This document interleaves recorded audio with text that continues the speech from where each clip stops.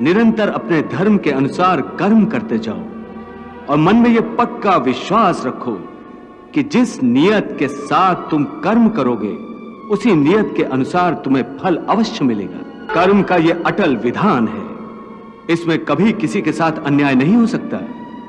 हे अर्जुन, प्राणी का कोई भी कर्म नष्ट नहीं होता।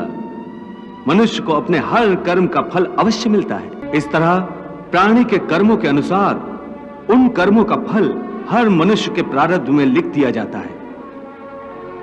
इसी कारण हर जन्म में मनुष्य अपने ही कर्मों के बंधनों में बंध जाता है। इसी कर्म के बंधन में बंध जाने के कारण मनुष्य आवागमन अर्थात जन्म जन्मांतर के चक्रव्यूह में फंसा रहता है और उसे मोक्ष प्राप्त नहीं हो पाता। मनुष्य अपने एक जन्म में जो कर्म करता है उन कर्मों के फल के रूप में पाप और पुण्य दोनों ही होते हैं। कभी पाप अधिक होते हैं तो कभी पुण्य। दोनों का दुख सुख भोगते हुए मनुष्य अपने नए जीवन में जो कर्म करता है उनका हिसाब पाप पुण्य के खाते में नए सिरे से लिख दिया जाता है।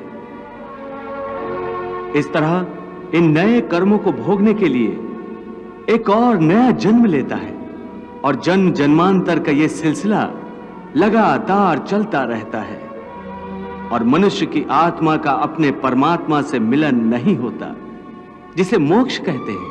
कोई भी मनुष्य अकर्मण्य नहीं हो सकता। कर्म तो उसे हर स्थिति में करना पड़ता है। हे पार्थ, सन्यासी भी कर्मों का त्याग नहीं करते, न ही कर सकते हैं। मैंने पहले ही कहा था कि सन्यासी भी कर्म करते हैं। खाना पीना, उठना बैठना, तपस्या करना, साधना करना, ये सब भी तो कर्म ही है। कर्म से कोई कैसे मुक्त हो सकता है? हे पार्थ, इसका तरीका यह है कि मनुष्य फल की इच्छा त्याग कर कर्म को अपना धर्म समझकर करे। फल उसे अवश्य मिलेगा, परंतु इस फल का वो विधान की इच्छा समझकर स्वीकार करे। ज्ञानी पुरुष इसी योग को अपनाकर कर्म योगी बन जाते हैं। उर्वशी के कारण तुम विचलित नहीं हुए थे, परंतु आज कैसे विचलित हो गए हो? उस समय तुम अपना धर्म नहीं भूले थे, परंतु इस समय तुम अपना धर्म भूल रहे हो। इसका कारण जानना चाहोगे?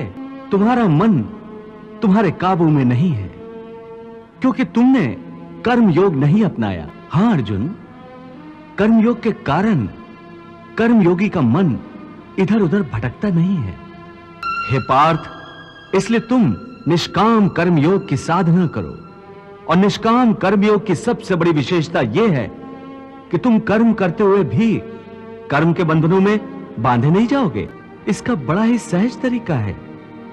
तुम कर्म फल में आसक्ति मत रखो, परंतु क्या इच्छा करने से मनुष्य को फल की प्राप्ति होती है? नहीं अर्जुन, क्योंकि फल तो प्रारब्ध के हाथ में है और जो भी मनुष्य फल प्राप्ति की इच्छा करता है उसका मन फल के बारे में सोचकर अपने कर्म और कर्तव्य से विचलित हो जाता है और उसे वो फल प्राप्त नहीं होता जिसकी उसने इच्छा की थी। पार्थ, मनुष्य केवल कर्म कर सकता है, फल कदापि मनुष्य के अधीन नहीं है, क्योंकि मनुष्य का धर्म है अपने कर्तव्य का पालन करना। इस कर्तव्य पालन के लिए आवश्यक कर्म करना। हे अर्जुन, जो साधारण मनुष्य फल की इच्छा से ही कर्म में प्रवृत्त होते हैं वो सुख दुख आदि के चक्र में फंस जाते हैं। उनकी मन शांति नष्ट हो जाती है। हर पल हर समय फल प्राप्ति के विचार से उनकी निद्रा उड़ जाती है। हे पार्थ, तुम दुर्योधन और उसके भाई को ही देखो। बचपन से ही दुर्योधन, शकुनी और दुशासन आदि ने हस्तिनापुर के सिंहासन को प्राप्त करने के लिए कितने अधर्म किए, याद है ना तुम्हें? उन्होंने जब भीम भैया को पानी में फेंक दिया था